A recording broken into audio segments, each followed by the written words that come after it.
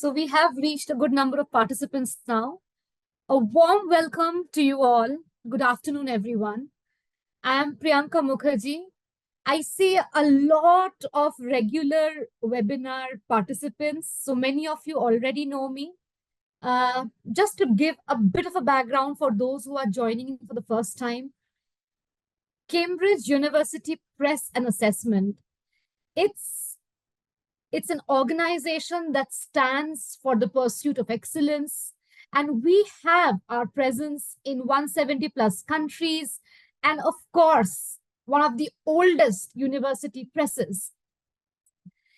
It has been our collective endeavor to create these spaces for learners and teachers alike, where they can coordinate, collaborate, learn from each other.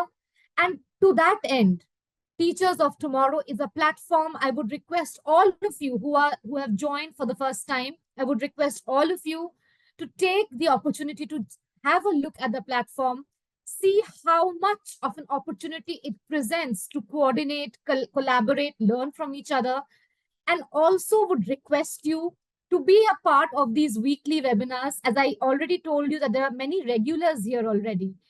Today's webinar, like the other webinars, would be focusing on the implementation of certain ideas.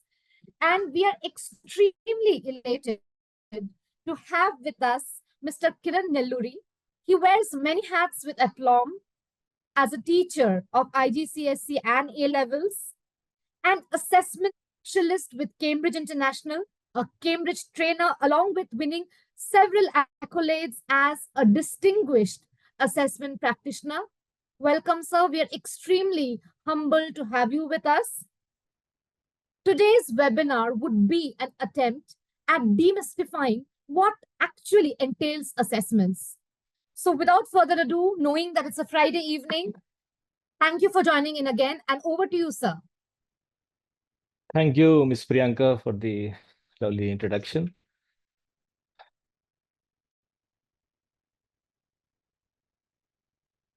On behalf of Gitanjali School, good evening, everyone, for joining us today for the webinar on assessment principle, crafting effective MCQs, and oral questionings. What we would do for this next 20 minutes is we will be knowing about the assessments and its purpose, talk about multiple choice questions. We'll have a small activity. You may have to use the chat box. And then we'll talk about the oral questioning, the activity, and finally, I'll be taking some questions. So without further delay, as Priyanka was saying, it's Friday. So even for me, it's Friday. So we'll start with assessments. So you know about assessments. Assessment is very important in our life, not only in educational context, but also, the day we are born, the doctor checks whether a baby is, performing, doing the, I'm sorry, ensure that's healthy and developing normally. The same time, the assessment in educational context, we check whether our students are doing their work efficiently. It highlights their shortcomings, and it helps them to provide some feedback through our teaching strategy. Now we'll have a small activity for you. We'll have a purpose of educational assessment now. What is the purpose of this educational assessment? First thing is diagnosis. So we use assessment for identifying the learning issues or difficulties. So to diagnose that, we use this assessment. Then formative. We need to understand the learner's need and to direct teaching. The second purpose is formative. The third one is licensing, determining a license to practice. For example, a doctor taking MBBS exam. Once he qualified, he get a doctorate certificate. So the assessments are useful to determine the licensing.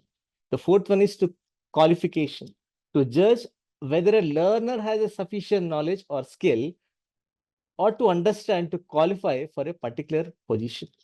The job at a university, you have a different exams where you need a qualification. A learner has to gain a qualification to perform that particular job. The qualification is required. There is a one more purpose. Then selection. Now, it predicts which applicant are most likely to succeed in a job or a course of instruction. So it helps. Like, for example, a person have applied for a job. So you are, taking an assessment for it, maybe an interview or something. And in that, you decide whether this particular applicant is most likely to be successful in that particular job or not. Then this is the sources from Newton 2007 reading. Now we have a small activity for y'all. Need to guess this picture, and I request you all to use the chat box and guess the answer. Just type in your answer, please. Kindly use the chat box.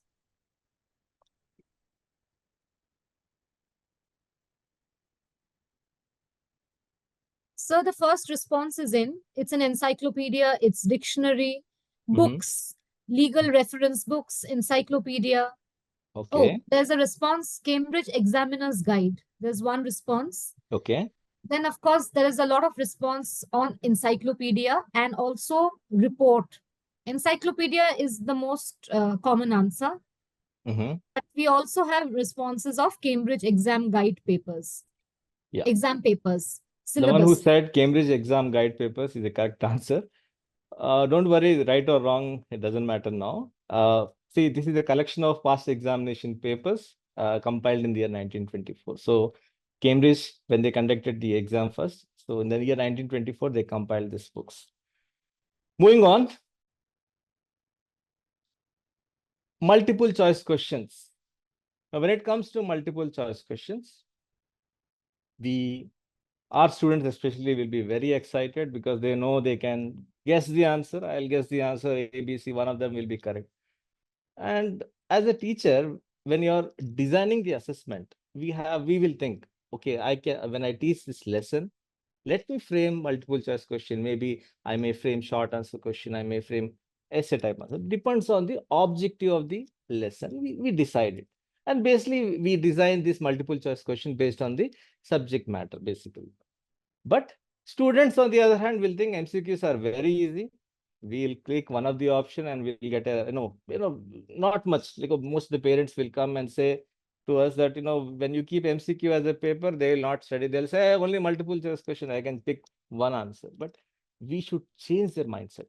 We should change their thinking from thinking that they will pick whatever answer they want from, we need to frame such a question that create deeper understanding of them and analyze them so that they can analyze the questions so that they will think in deep and provides a correct answer. But having said that, we need to frame a proper question paper for them. So these are certain uh, I would say few guidelines. When we make a good multiple choice question paper, as a teacher, we need to keep this in mind. The first one is questions have been proofread for typography error. Most of us, we do typing. I mean, when we create question papers, there are some errors that will be there. And when this errors goes to students, it affects the stakeholders, like especially the parents. Our school name should not get reputation. What teacher is it? Always give mistakes. One or two mistakes. Sometimes is okay, but not all the time. So it is always better when you print your paper, ensure that it is proofread. That is very, very important. All items have only one correct answer. Sometimes some question, multiple choice question paper, out of 4 options, 2 answers will be correct. That should be avoided. We should give only one correct answer, not 2 correct answers. That should be avoided. That is very good practice that we need to check on and on. Then options are presented vertically rather than horizontally. This is very important. When we give option, give the options vertically, don't give them horizontally. But please keep in mind. There are no linguistic terms that will be unfamiliar to age group address. So you cannot give a question to age group like You are assessing 6th class student, don't give a 10th class question to them. So they're not unfair, they're not familiar with them. So that should not be given to them. The question stem and option do not contain culturally biased information. Example, that will only be known to certain group of students. So you are giving a question which only certain group of students know, not everyone. That should be avoided. Item only have plausible option, no comedic or highly irrelevant distractor. So distractor should not be there in your options, whatever options you are giving. So that we need to keep in mind. And finally, use of none of the above or all of the above should be avoided. So these are some, we need some guidelines that we should keep in mind while preparing the multiple choice questions. I repeat once again, we can proofread for errors. All items should have only one correct answer. Present the options vertically rather than horizontally. No linguistic terms which are unfamiliar to age group.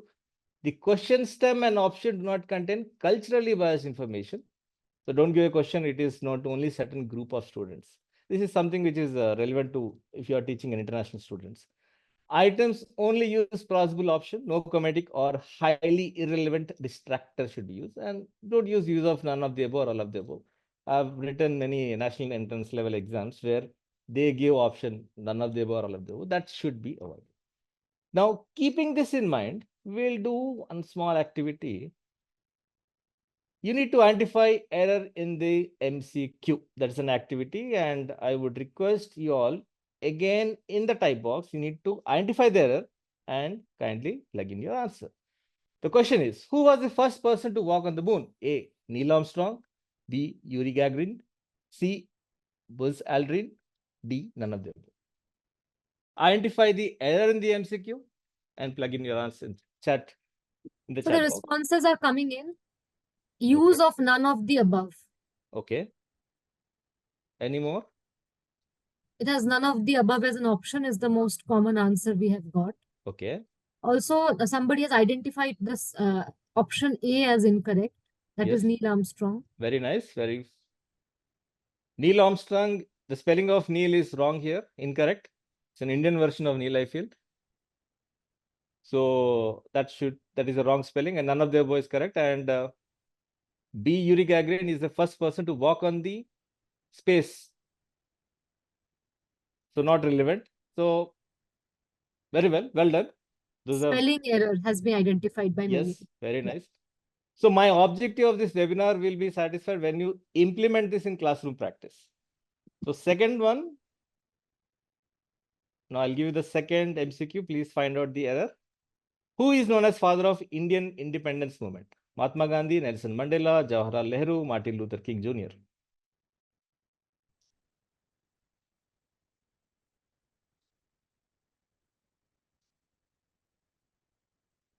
Most people have identified option B and D as incorrect.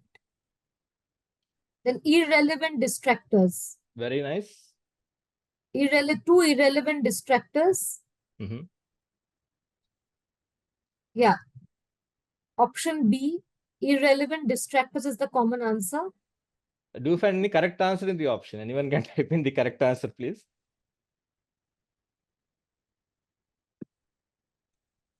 The correct answer is A, sir.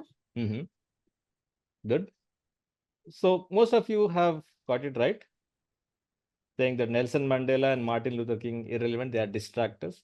So we need to ensure that we are not writing any distract to our students, which are not even relevant. Why you want to give in the question?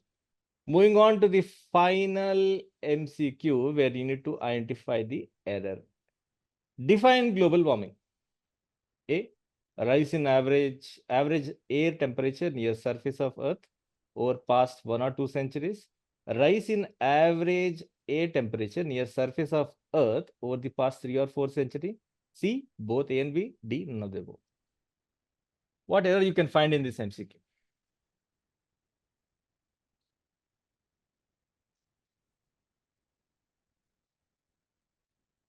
Okay, so the responses are C and D. Most people have identified the response as C and D. Can C and anyone D as identify both the any options. error in the question, please?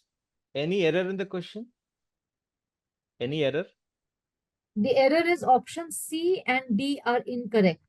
Okay, absolutely correct. Multiple answers create confusion. Mm-hmm. Both A and B should not be. Mm-hmm. Earth spelling mistake. The spelling of earth, there is a spelling mistake. Mm-hmm.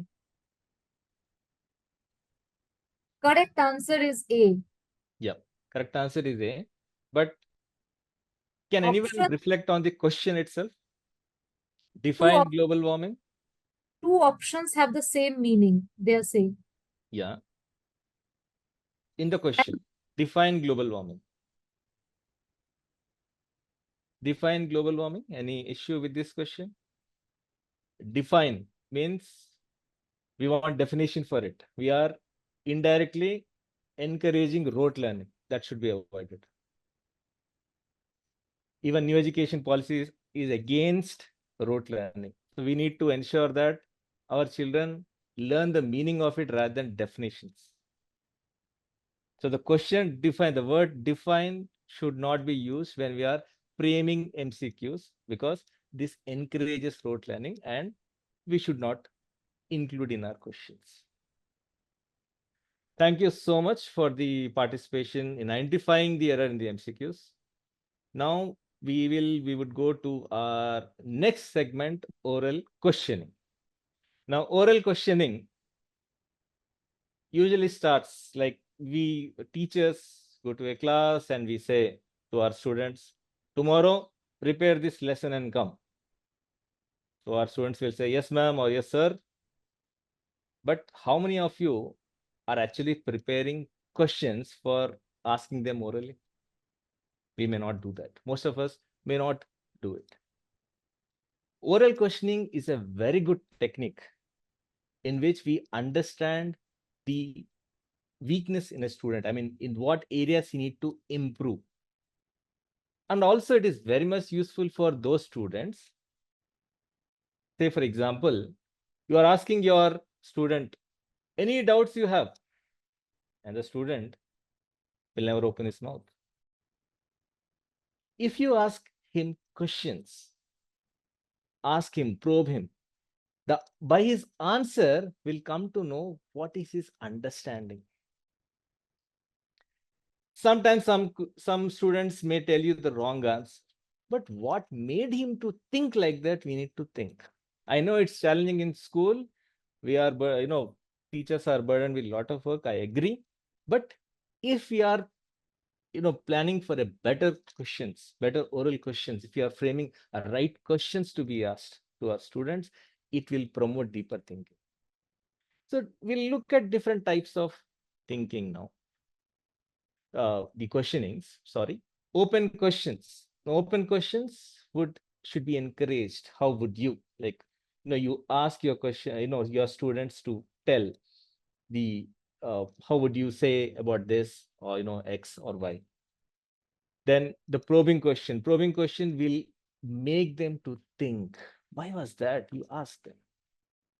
In a class, usually when a student, when a teacher goes to a class, you ask this kind of question, you frame this kind of question to our students so that they will think. You probe this, what answer they will say. Then prompting question, you prompt them. Can you tell me about that? Explain how. This is prompting question, which we need to ask them. Then clarifying question. You felt that they need to improve upon, so you ask them clarifying question. Can you go over that again? Can you please repeat for me? You ask this question. Then hypothetical question. What would you do? How would you respond? This hypothetical question will make them to think independently. They'll challenge. It will challenge them to think. Recall and process. How did you do this? And then finally, you have reflective. This question, this type of question is very, very important because it will make them to think independently. They'll understand, be reflection in them. If you could do that again, how would you approach it? So this oral questioning will help in in students to promote deeper thinking. And you may feel as a teacher, my class has 100 students or maybe 40 students in a class. How would I do? Maybe divide them in a group, ask this oral question. You frame this question. I'm telling you, this is the best way for your students to think. And also, I would suggest, like usually for oral questioning, we for only for lower classes we try to implement. But when they grow up, maybe for 10th or 11th or 12th, we not include this kind of questioning in usually our student nowadays, they prepare only when you say I'll give you marks for it, but try to give them marks in your formative uh, assessments so that they will prepare. And when you prepare, I'm telling you, you'll get a lot of answers from your students. They'll give a lot of answers, and that answers will challenge your thinking also. And you will also think out of box like your students, because they will not be limited to textbook. So whatever is there in textbook will not be their answer. They will think differently. When they think differently, we'll also feel like to ask them more questions. This is what they are asking. This is what they are thinking. Let them promote. That is what we need to do. And that is what new education policy also says, that we need to promote reflective thinking in them. Avoid rote learning. They should not go for rote learning approach and all. So how would you do that? When we ask effective questions to them, then we'll get answers, the right answers. That's why they always say it is not the answer, but it is the question that will make them think. Now, this is what about the oral questioning. These are different types of questions we have, and I told you about the use of this oral questioning. Please try this in your classroom practice. And I'm saying, and I'll tell you, definitely you'll see a change in your students. I'm telling you, it may not happen within 1 or 2 days, but definitely it will challenge your students.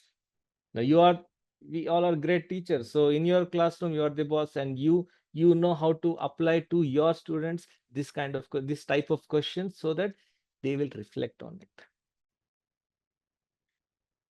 Now we'll have a small reflection for you all. Again, I would request you to use the chat box. So now in this chat box, I request everyone, those who are not responding, also to read the chat. The reason is, you may like the idea of someone and you can incorporate in your classroom practice. So what type of question are currently used in your oral assessment? What questions work well? So Please think. responses are open-ended, Okay. hypothetical. Mm-hmm. Any more responses, anyone? Application-based, Okay. open-ended, hypothetical, clarifying, relevant to case study-based, reflective, Mm-hmm. critical thinking, open-ended, reflective, Okay. open-ended and clarifying, Mm-hmm. probing and prompting, reasoning, Okay. reflective and experience-based, critical Uh-huh. thinking-based, description-based, Mm-hmm. real-life example-based, Mm-hmm. logical thinking, critical thinking. These are some Mm-hmm. of the responses coming in, sir. Analytical and probing. Yeah. Okay. I would request others, like others also to take the chat of others can read and what type of question they are following. Can anyone tell any challenges faced? It's not there on the slide, but I want to ask, any challenges faced when you ask this question to your students? I know many will come. Challenges faced? Any challenges you feel it was difficult to implement this? Any challenges to implement this? Communication skills of students, Uh-huh. lack of creativity, Okay. shy kids are hesitant, Mhm. uh, a few only get the opportunity, class becomes noisy, Hmm. shy kids do not participate, Hmm. So, students often deviate from topic. so for shy students, we should target as a teacher. We should ask them this question. You please tell. So in that way, maybe they will tell you the answers. And They also, deviate. yeah, please go ahead. They deviate from the topic is one response also. Maybe they can use this whenever they have some teachers will get a substitute class and all. They'll go and ask this kind of questioning may be useful, and it will be an good session for the students also. They will also open with you now with the subject and all. All these things is possible, are possible actually. So, and one more teaching strategy I would like to share. Sometimes what happens is there are some students, I'm sure it will, every student have that child. Every classroom will have that particular student who studies really well, but on the day of exam, he will not write anything. When you ask the student, what happened to you? You study really well in the class. He may say, when I saw the question paper, I forgot everything. I don't know what to write, first of all. What has to do? What I have to do? There's one teaching strategy for those students. I have applied, I have seen in my, no, I have applied this and I've seen very good results. In the school for those students. So we can follow this approach, this teaching strategy. If this is the answer, what could be the question? You ask your students to write the question. You give them the answer. Ask them, you frame a question. See the answer, frame the question. I'm telling you, this will help them a lot. They will think differently and they will come with different questions. Again, you might say definitely this is a time consuming, but we have to do it for our students. No other option. We are great teachers. Great teachers will take risk, and we have to give our students this opportunity where we give them the answers, ask them to write the question so that they'll understand in the examination, okay, for this question, I need to write this so and so answer. Best way to, very much useful. We may say a student may not do, average student, below average and all, but it works very well with them. These students study.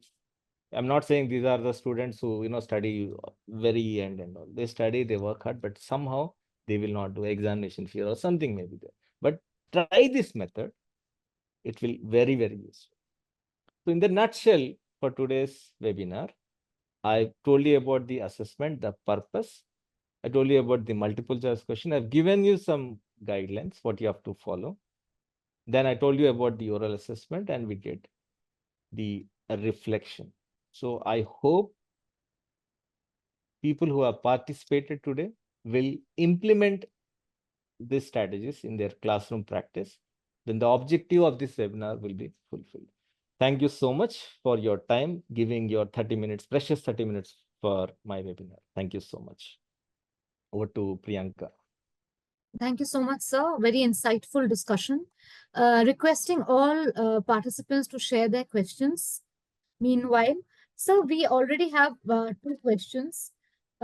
First question is, why should we not include none of the above in an MCQ as an option? We should not include because we are wasting it. Instead of using none of the above, we can give some option which make your student to think.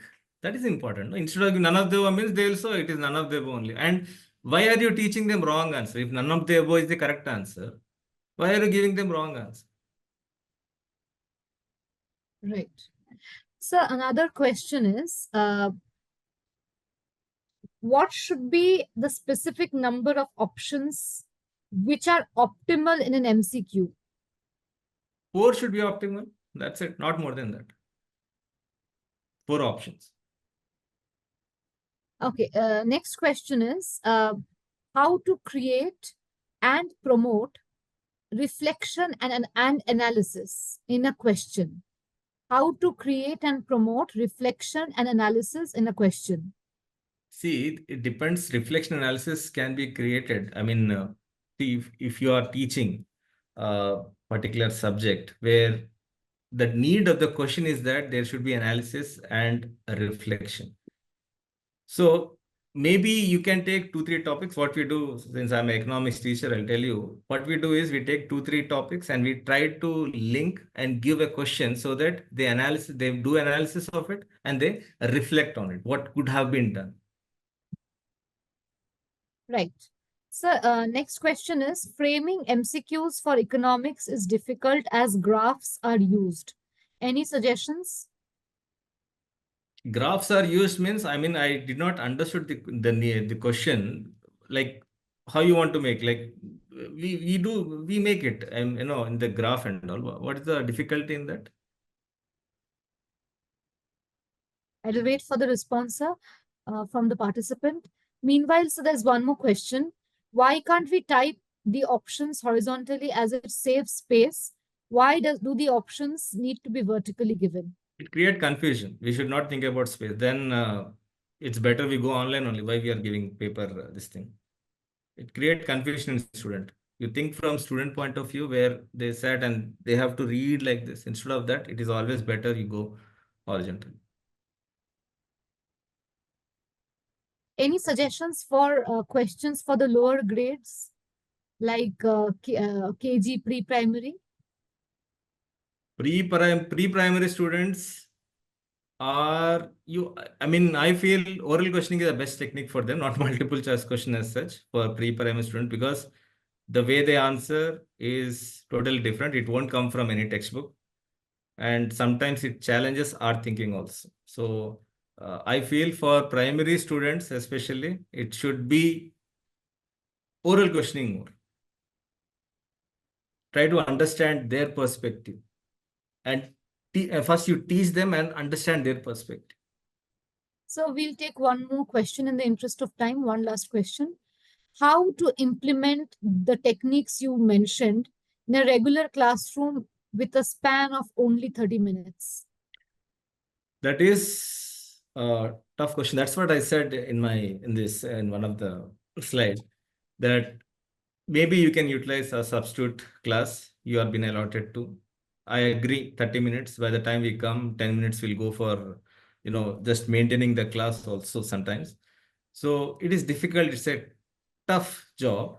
But having said that, for teachers, anything is possible. Anything is possible for a teacher. That's why we do everything. Right, sir? Thank you so much. Thank you, Thank you. audience, for being so participative and so prompt with your responses. Sir, a lot of compliments have come your way for an insightful seminar like this. Thank you. So I wanted to convey that to you, that it has been highly appreciated. And thank you, audience, for taking out time on a Friday to upskill yourself, to learn more. And that is the purpose of these webinars.